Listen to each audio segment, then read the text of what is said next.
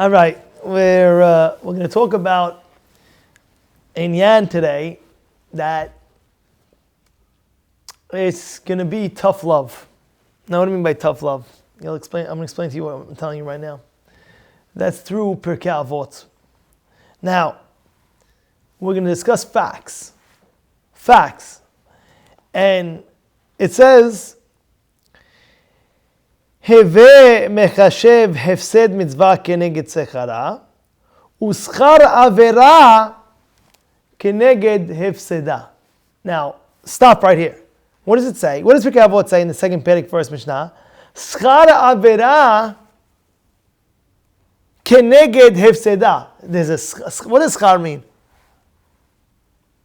Reward. Schar avera. There's a reward from avera over here. Schar avera. Look at the reward of the avon. Keneged hefseda.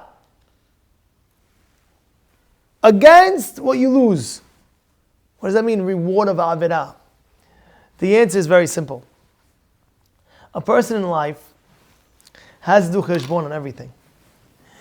And nothing in life that we do in this world will go unpunished or unrewarded.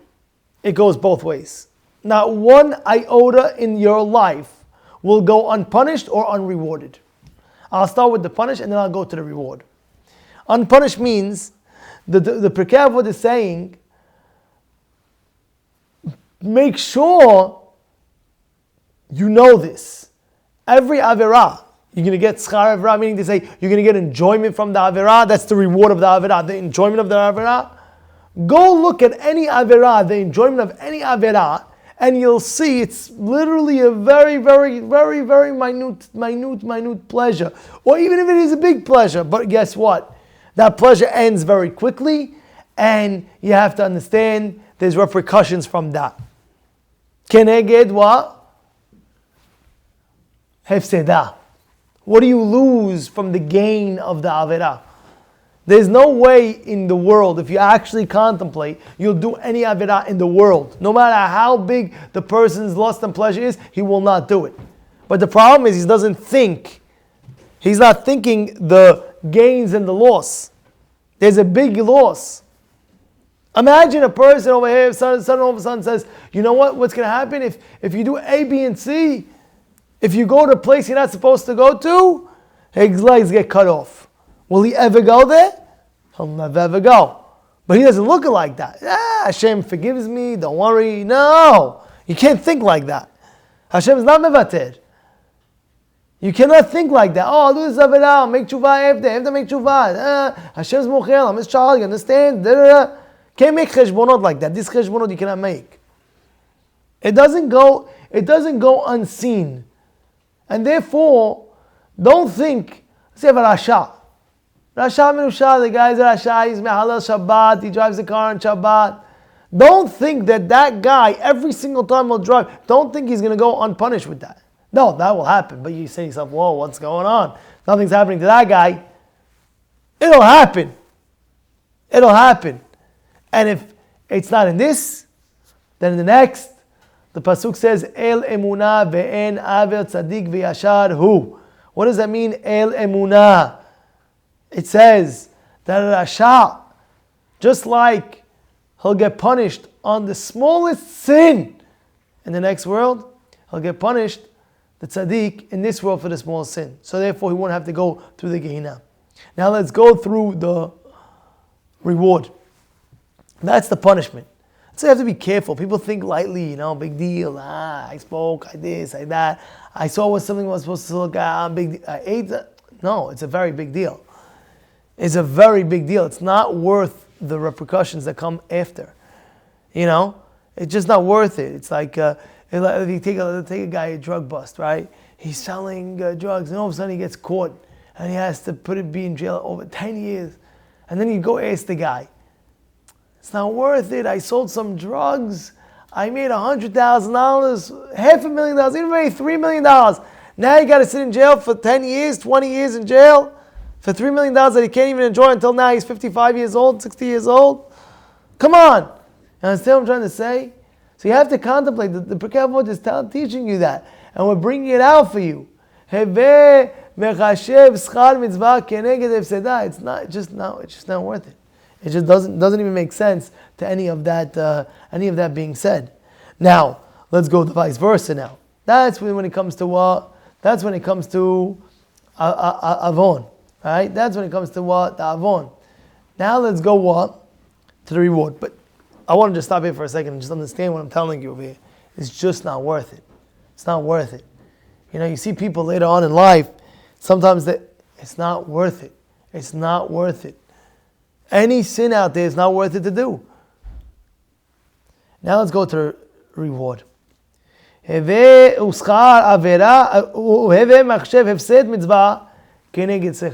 look at the loss of the mitzvah keneged the gain.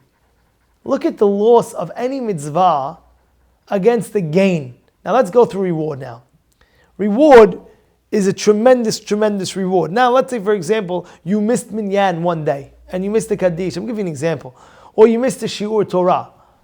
Imagine that shiur torah, if I would tell you, if you would have came that shiur, imagine I tell you, you will be owning Amazon. How much is Amazon worth? You know, how much is Amazon worth? If Amazon right now will sell, how much will you make on it? Huh? Around, give me a number. What do you think? 100 million? I think more. 100 billion. Okay. 100 billion. Imagine right now, Amazon is waiting over there. Oh, by the way, if you would have came to Shur tonight, I was going to give you my whole Amazon, by the way. What? No, my whole Amazon I would have gave you. Imagine Tesla. The whole Tesla. I would have gave you the whole Tesla, right? It's also a few billion. Huh? Tesla? Huh? He tells you, oh, by the way, you're not sure. I was giving you Tesla today. That's how you have to view every single mitzvah. That's how you have to view, because that's the truth, by the way. That's the truth. Like how I tell you personally, right? I tell you, where's the other thing? This, that. I tell you that, right? Right? This person that's behind the camera over here, that's doing it, I motivate him. I say, what? I tell him things, do this and that. But if a person really understood the reward behind every mitzvah, he would be a majnun, a lunatic, a crazy man running for mitzvot. That's what you would do. That's what you would do. Think about it. A guy has $100 million in the bank. Is he still working and hustling and making more money? Yes or no? Yeah. He's hustling more than the guy who doesn't even have $1 million. He's hustling more. Why? His adrenaline is so pumped. When you see your reward of one mitzvah, your adrenaline will pump so much you'll never miss out on any mitzvah. You'll be a lunatic in mitzvot. You'll go crazy to mitzvot. You'll be a hustler. You know what I'm saying? That's the way you'll be. But the problem is you don't see it in front of you. And because you don't see it in front of you, you don't see the reward, so you don't hustle as much. You take things easy. Oh, okay, I learned 1 hour today. Oh, I did this mitzvah today. You feel accomplished with what the little that you did. You did a lot. Any mitzvah is a lot, but you did the more that you could have done. You'd say, oh, I don't have to do more because I did this. How did the Yetzirah get me many years? He got me. He says, you know what? Oh wow, you know this Masechet Gemara. You don't have to hustle so much anymore to go. You have one Gemara. Who in the world has a kinyan on one Gemara? Who? How many people? I'm talking about kinyan on one Gemara. Who? So you say to yourself, oh, Yetzirah says, you have one. Wow, you did one Masechet. You did a kinyan on Masechet. You did it so well. You know it so well. So you tap yourself on the back and, yeah, I'm good. No, you got to double down. You got to triple down every single thing you do. Mitzvot. You don't stop. How do you think the Golim made it? How do you think the Havetz Haim made it to be the Havetz Haim? Because he saw the reward in front of him like as if he's getting an awesome reward. He saw it right there. And he saw the Averah, same thing. He saw Geinam right there. He understood. You do this Averah, forget about it. Age of 16 to the grave, to the graveyard. To the grave, I'm talking about the grave. You go in the hole, inside the hole, make believe, and go through, what did I accomplish? What am I going to do? It would pump him up and get out. Okay, I'm still alive. I got to go steig. I got to go learn. I got to do more and more and more. And he didn't stop. And he didn't stop. Because he knew. He knew the reward. Now forget about it. In Gan Eden, forget. His Gan Eden is, you can't even talk how big his Gan Eden is. Because he understood that. One time, one of his Talmidim heard behind the door. He heard behind the door. He heard the Havetz Haim saying, Hashbon HaNefesh. Okay, as if he's dead. And now he's in Shamayim. They're like, okay, now you're in Shamayim. Did you learn Torah? He says, yes. He's making it like a dialogue, like a play. Like a dialogue. Did you learn Torah? Yes. Okay. Did you learn the Shas? Yes. Okay. Let's start. Mesera Berachot. Dav Bet. Dav Mem. Dav Nun. And he's saying in his mind, okay, Dav Nun it says like this. Dav Mem it says like that. Dav Gimel it says like that. Okay, next. Meseret Shabbat. He's going, da. Okay, next. Meseret Uvin. He gets to one of them and says, what does it say on this line, on this page, on the bottom? Oh my goodness. I don't know. You don't know, and you're claiming that you know Torah, and they start chanting, make the whole thing. And all of a sudden, he wakes up. Oh, I'm still alive. I still have time. I can still learn it again. Okay, let me go. And he learns the whole. It's not a joke. You think it's serious. Well, you think you become the Havetz Chaim just like that? Like, oh yeah, Havetz Chaim. Look at his legacy. Do you want to be remembered when you leave this world? No, but you give up hope. He's saying, me, I'm never going to be remembered. What's going to be with you? What's going to be with you? You know what I'm saying? No, don't give up on yourself. Don't ever give up on yourself. Don't ever think that it's too late, it's this, it's that, it's that. It's never too late. No matter what your age you are, it's never too late. I told you the whole story about Rabbi Yosef Tzvi Finkel when one of his Talmidim came and he was 70, he was making a 70-year-old birthday, and he asked him what's your hashbon and the whole thing. I'm not going to go into that, but remember that story I told you? Rabbi Yosef Tzvi Finkel? He told me he was a 70-year-old man and to finish the whole Torah. He said, I'll finish by 93. So, what's that? You got to have sheifot in life. You got to think big. You can't think small. You can't think that you can't do it. Nobody can do it.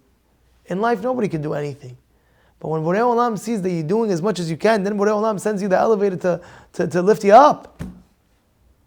To lift you up. This is a great lesson that we're learning it today. Great musad.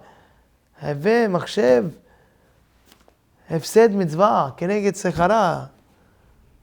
You lost a mitzvah. You say, I have another year. I'm still young. I'm 18 years old. I'm 19. Then you hit 45. You're like, oh my goodness, I'm getting older. Then you hit 75. You're like, oh my goodness, I'm a grandpa already. I can't believe it. This is crazy. Then you hit 95. You're like, oh, I didn't accomplish what I wanted to accomplish. Don't do that. Start wherever you are right now. And hustle very hard. Hustle very hard. A guy in the back, I was speaking to him today. I said, how come you didn't come to shiur? And how come you don't come to shiur in the morning? 7 o'clock in the morning, how come you don't come? So he tells me, it's hard for me to wake up 7. But 7:45 I could come to Minyan. I tell him, I understand, you want Gan Eden easy? What, you think you're going to sit in the front of Gan Eden just easy?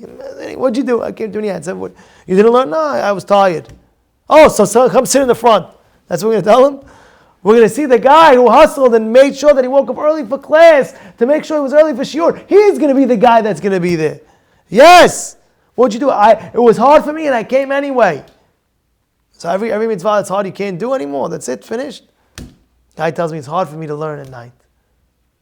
And it's not hard for me. It's hard for everybody. Come anyway. What's the problem? It's hard for me to learn my head, my this, my brain, my this, my that. Have ADD. I can't. But then when I give him a whole suitcase full of money, $250,000, count it, he doesn't have 2 ADD. It's a true story, by the way. One guy was making a real estate deal. He said, Rabbi, come give me beracha for my real estate deal. True story, I saw it. He said, come give me beracha for my real estate deal. So what's going on? He said, I'm having a closing today. I go there, they go downstairs, there's that. It's crazy. The guy doesn't have ADD. Tak, tak, tak, tak, tak. Few minutes, boom, boom. I witnessed it. I couldn't believe it. This is the guy that has ADD. How come now all of a sudden he has ADD? Now I told him, listen, the next time we learn Gemara, there's no, spacing out over there. All Gemara. understand what's going on over here? Don't sell yourself short. Don't think you can't do it. You can do it. If you put your mind to it, you can do it. You're healthy, you're normal, you have a brain. You can do it. Don't ever say you can't. The girl, I can't be to you, oh, it's too hot. You can. I'll say you can. You can. If you want to, you can. Just want. But notice the motivation behind the want. Think about it. The reward is so great. Even the Mishnah is saying the reward is so great. Do you realize that should motivate you to put you on adrenaline rush 24/7? The reward is so great. What are you thinking? What are you doing? If I gave you a minute, if I gave you 10 minutes, go to Chase Manhattan Bank, they tell you, hey, take a wagon. They get a big wagon. They give you you know the wagons that you do in the supermarket. You know the wagon supermarket. You ever go shopping? Jonathan? You ever go? You know what I'm talking about, the wagon? They give you 25 wagons. They give you all those wagons. So that one, you know you can do. Huh? The carts. The cart, right? The cart. They give you the cart. Yeah, you can fill up. They tell you, you have 10 minutes, 20 minutes, 20 minutes. And imagine right now, they wake you up in the middle of the night. It's 3 o'clock. They wake you up. They tap you on the shoulder. Come. I say, well, we have a deal for you. What's the deal? You have the Chase Manhattan, you win the lotto, but you have to come right now. The lotto is that you get 10, 15 minutes in Chase Manhattan's vault, and you can take whatever you want from that. Whatever you want. Tell me. It's 3 o'clock in the morning. You dead tired, yes or no? Yes or no? Are you going to be dead tired after they wake you up and they tell you to chase this? Oh, yes or no? All of a sudden, you have the adrenaline of a lion. Like, where'd you get the energy from? Because you know the gain is so great. Remember when you were younger, like that first time you're going on a plane, you're like excited, I'm going to Florida, wherever you're going. Like, you can't sleep at night, I can't. You know what I'm trying to say? That adrenaline has to be 24/7 when it comes to the service of Borei Olam. It's got to be on fire 24/7. Because the reward is, the stakes is too big. The reward is too big. It's too big. You can't mess around. That's all the Gdolim. Every single Gadol. He understood that. He knew what's the reward. Of course, the level is to serve Hashem for no reward. We understand that. But it's not a contradiction to the fact that you will gain that reward. It's facts. You'll get that reward. I also at the same time do L'Shem Shamayim 100% for Hashem. Who cares about the reward? You're right. It's not a contradiction. But my point I'm trying to make is that you'll be on fire 24/7. You'll be adrenaline rush 24/7, non-stop. When's the next mitzvah? When's the next mitzvah? I can't wait to pray Shaharit. I can't wait to pray Minah. I can't wait to pray Arbit. I can't wait to answer Amen. I can't wait to say any bracha before I eat. I can't wait to do a hesed. I can't wait to give tzedakah. I can't wait to learn Torah. I can't wait to be tzniut. It's a whole cheshbonot over here. It's a whole thing. You got to be on fire 24/7. The second it's the adrenaline stopping, that means already right now the belief in your reward is not there fully. Because if it was, you'll be on fire. You won't be tired. I was at the barber shop and I see the guy over there. I said, "What's going on?" He's giving me a haircut. It was right after like Ba'omer, Lamadam Ba'omer. He says, "Rabbi, today I'm just pumped." I said, "Why?" He says, "I have lined up. As soon as I'm finished, I have another customer. As soon as I'm finished, another customer." He was fired up. Because he knew what's going on. He knew what's happening. You have to be fired up every single second of your life. You know what it is? Hashem gave you an extra second of life. What are you going to do with that life? What are you going to do with it? Hustle, do Torah mitzvot. And your whole life is Torah mitzvot. Because even when you're eating, it's a mitzvah. Just think about it. You're eating breakfast, you're eating lunch, you're eating dinner. Just have in mind. I'm eating in order to be healthy, to be strong, in order to serve Hashem. You need to eat in order to survive and to walk and to talk and to learn and to pray, do any mitzvah. So it's a mitzvah to eat. It's a mitzvah to sleep. So just think that before you go to sleep. It's a mitzvah to take a shower, take care of your body. Your mitzvah. So if you think like that, you have a mode like that, you'll never stop.